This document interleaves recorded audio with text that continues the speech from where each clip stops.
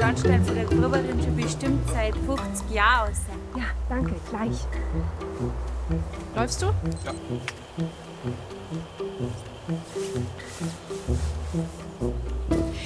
Liebe Zuschauer, wir befinden uns heute direkt zwischen Greisendorf und Neubrunn.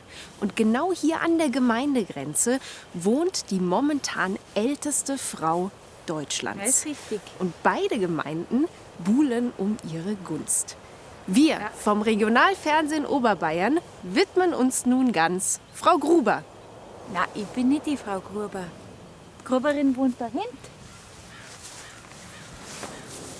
Ja, was soll ich euch jetzt erzählen?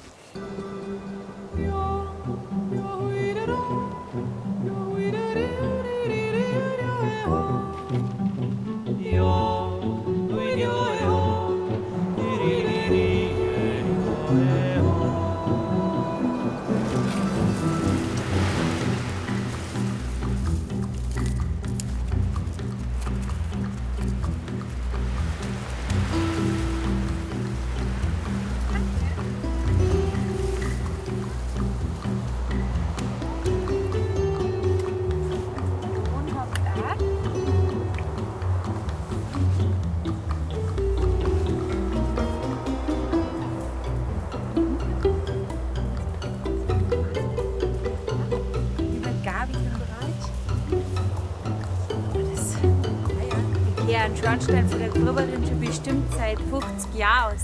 Ja, danke, gleich. Läufst du? Ja.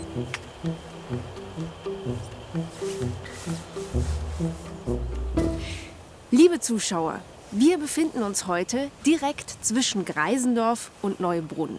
Und genau hier an der Gemeindegrenze wohnt die momentan älteste Frau Deutschlands. Das ist richtig. Und beide Gemeinden buhlen um ihre Gunst. Wir vom Regionalfernsehen Oberbayern widmen uns nun ganz Frau Gruber. Na, ich bin nicht die Frau Gruber. Die Gruberin wohnt da hinten.